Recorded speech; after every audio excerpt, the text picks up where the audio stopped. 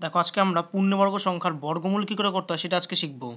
অর্থাৎ square root of a perfect square number, অর্থাৎ পূর্ণবর্গ সংখ্যার বর্গমূল। দেখো এর আগের ক্লাসে আমরা কিন্তু যে কোনো সংখ্যার বর্গ কী করে নিমিষে করে ফেলতে হয় সেটা কিন্তু শিখে গেছিলাম। যদি তোমরা খুব তাড়াতাড়ি শিখতে চাও সেটা কিন্তু ডিসক্রিপশনে লিঙ্ক দেওয়া থাকবে, সেটা কিন্তু দেখে নিও ক্লাসটা। এবং প্লেলিস্ট একটা তৈরি করা থাকবে শর্ট ট্রিকের, সেটা কিন্তু একটু চেক আউট করে নিও। দেখো অনেক নতুন নতুন শর্ট ট্রিক কিন্তু চ্যানেলটাতে প্রোভাইড করা হচ্ছে। তো তোমরা যারা চ্যানেলে নতুন অবশ্যই চ্যানেলটিকে সাবস্ক্রাইব করে নিও, ঠিক আছে? তো আশা করি তোমাদের ক্লাসটা ভালো লাগবে। চলো শুরু করছি। দেখো প্রথমে আমাদের এই কয়েকটা জিনিস জানতে হবে। Unit digit of square number, অর্থাৎ দেখো এখানে 1, 4, 5, 6, 9, 0 এগুলো লিখে রেখেছি। এদের জন্য বার করতে হবে unit digit of square root, মানে তার স্কোয়ার রুটটা কত হবে। দেখো প্রথমে এক দেখো এখানটা লিখে রেখেছি।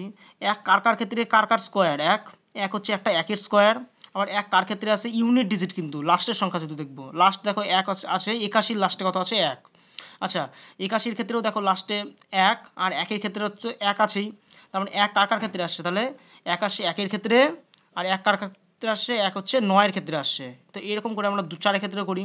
দেখো 4 কার কার ক্ষেত্রে আসছে, 4 আসছে দেখো 2-এর ক্ষেত্রে 4 আসছে, আর 4 আসছে হচ্ছে 64। দেখো 64 লাস্টে কত আছে 4, তারপরে 2-এর জন্য কত আসবে 4, আর 64 অর্থাৎ 8-এর জন্য আসবে তাহলে হচ্ছে 4। একইভাবে 5-এর জন্য দেখো, 5-এর জন্য তো একটাই আছে, কত আসবে 25-এর লাস্টে কত 5, তার মানে 5-এর জন্য কত আসবে 5, তাই তো।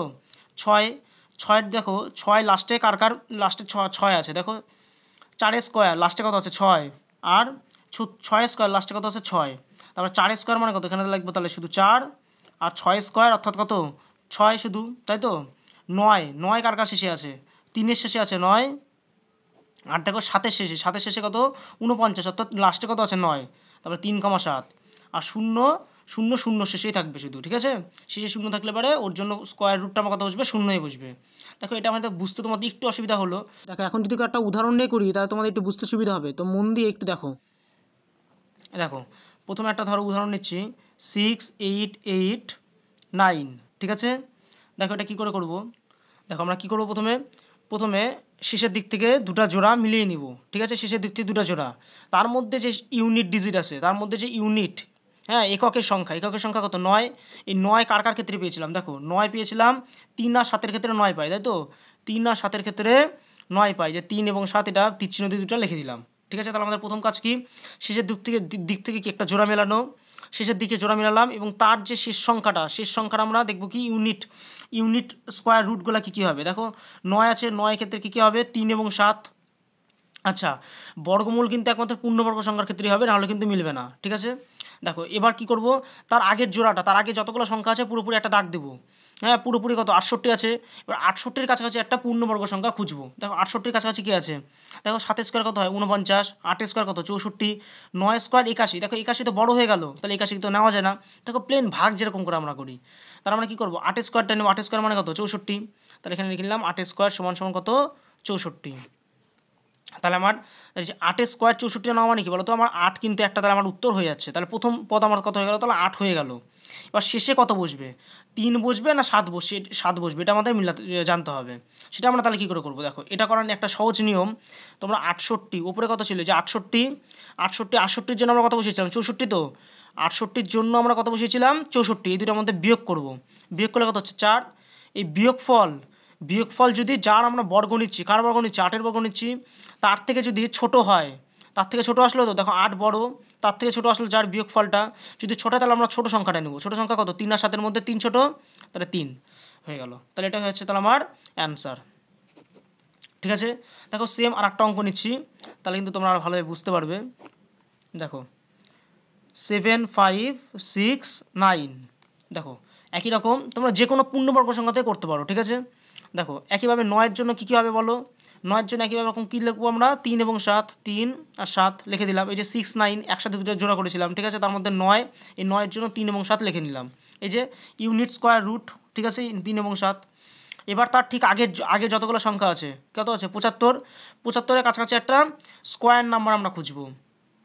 75-এর কাছাকাছি দেখো 6 স্কোয়ার 36, 7 স্কোয়ার কত 49, 8 স্কোয়ার 64, 9 স্কোয়ার কত 81। তাহলে আমরা কোনটা নিব, তাহলে দেখো 81 তো 75-এর থেকে 75-এর থেকে বড় হয়ে গেল, তাই তো।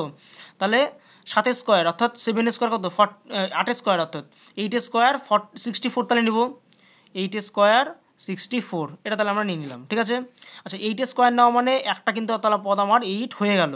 ঠিক আছে, এবার আর একটা পদ আমাদের দেখতে হবে 3 এবং 7-এর মধ্যে কোনটা বসবে। তার আমরা নিয়ম কি করলাম, উপরে 75-এর জন্য আমরা কত বসিয়েছিলাম 64, তাহলে এই দুটোর মধ্যে ডিফারেন্স করব। এই 75-এর জন্য আমরা কত বসিয়েছিলাম 64, তো এই দুটোর মধ্যে ডিফারেন্স করব।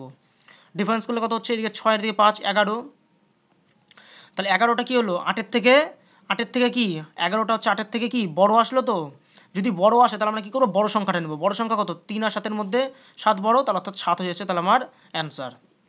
মানে পুরোপুরি অ্যান্সার হচ্ছে আমার তাহলে 87, এখানে পুরোপুরি অ্যান্সার কত ছিল 83। ঠিক আছে, দেখো আমি তাহলে এখানটায় তোমাদের একটা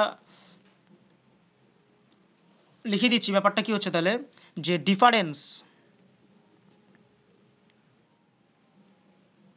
ডিফারেন্স বড় হলে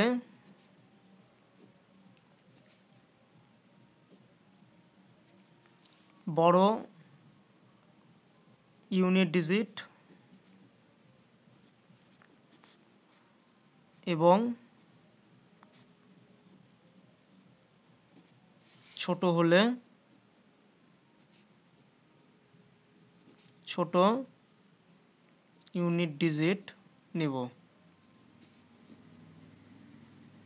ঠিক আছে, আশা করি পুরোপুরি বুঝতে পারলে। ঠিক আছে, দেখো আরও একটা উদাহরণ নিচ্ছি, তাহলে তোমরা আরও ভালোভাবে ক্লিয়ার হবে বিষয়টা। 5টা সংখ্যার ক্ষেত্রে করি। এখানে দেখো 4টা সংখ্যা ছিল, এবার 5টা সংখ্যার ক্ষেত্রে করি। ধরো 14884, হ্যাঁ এরকম একটা সংখ্যা আছে, মানে 14,884। দেখো তার আমরা প্রথম কী করবো, শেষের দুটো জোড়া মেলাবো। জোড়া মেলানোর পর তার যে ইউনিট সংখ্যা কত আসছে 4, মানে শেষের সংখ্যাটা 4 কার কার ক্ষেত্রে আসে, দেখো 4 আসে কত 2 এবং 8-এর ক্ষেত্রে 4 হয়, তাই তো। তাহলে এখানে 2 এবং 8 দুটা লিখে দেবো। ঠিক আছে, তারপরে কী করব, যতগুলো সংখ্যা আছে 148-এর কাছাকাছি কত পূর্ণবর্গ আছে। দেখো এখানে কত করেছিলাম 10 অবধি করেছিলাম, তারপর থেকে করি 11 স্কোয়ার আর 12 স্কোয়ার 13 স্কোয়ার, এত অবধি করলে আশা করি হয়ে যাবে। দেখো 11 স্কোয়ার কত হয় 121, 12 স্কোয়ার 144, 13 স্কোয়ার 169, মানে 169। দেখো 148-এর কাছাকাছি কত আছে 12 স্কোয়ার 144, তাহলে ওটা লিখি 12 স্কোয়ার 144। তাহলে আমরা প্রথমে কী হচ্ছে, প্রথম তাহলে আমার উত্তর হয়ে যাচ্ছে, তাহলে কিন্তু পুরোপুরি 12 কিন্তু আমার উত্তর একটা হয়ে যাচ্ছে। এবার শেষে কত বসবে 2 না 8, সেটা আমরা কী করে বুঝবো, ডিফারেন্স করে বুঝবো। এই যে দেখে লিখেছি ডিফারেন্সটা বড় হলে পরে কি বড় ইউনিট ডিজিট নেব। তাহলে আমরা করি প্রথমে ডিফারেন্সটা করি। কার জন্য নিয়েছি 148-এর জন্য নিয়েছি, 148-এর জন্য কত নিয়েছি 144। তাহলে এই দুটোর মধ্যে ডিফারেন্স করলাম, কত আসলো 4। 4টা কি ছোটো আসলো, তো 4টা কি ছোটো হলো, তো 12-র থেকে ছোটো। এই যে 12-র থেকে ছোটো কী করে বুঝলাম, দেখো মুখটা 12-র দিকে করেছি খোলা, তার মানে কি 12 বড় এবং কি 4 কি ছোটো হলে পরে আমরা কী নেবো বলছি, ছোটো হলে ছোটো ইউনিট ডিজিট নেবো, মানে 2টা তাহলে নিয়ে নিলাম। তাহলে এই হচ্ছে তাহলে আমার অ্যান্সার। দেখো যে কোনো সংখ্যা তোমরা এরকম করে চেষ্টা করতে পারো। ঠিক আছে, তোমরা যে কোনো পূর্ণবর্গ সংখ্যা নিবে। ধরো আমি তোমাদের কয়েকটা হোমওয়ার্ক দিয়ে দিচ্ছি, HW তোমরা এগুলো করবে। 5776, 5476, এই সংখ্যাগুলি তোমরা হচ্ছে HW করে দেখাবে। একটা তিনটা সংখ্যার ক্ষেত্রে দিই 18769, এই সংখ্যাগুলি তোমরা হচ্ছে পূর্ণবর্গ সংখ্যা দিয়েছি প্রত্যেকটা, এগুলার বর্গমূল করে অ্যান্সার কমেন্টে অবশ্যই লিখবে। ঠিক আছে, তো ভালো লাগলে একটা লাইক করো, কমেন্ট করো এবং বন্ধুদের মধ্যে শেয়ার করো। আর চ্যানেল নতুন হয়ে থাকলে চ্যানেলটিকে সাবস্ক্রাইব করে নিও। ঠিক আছে, আজকের মতো এটুকুই, বাই।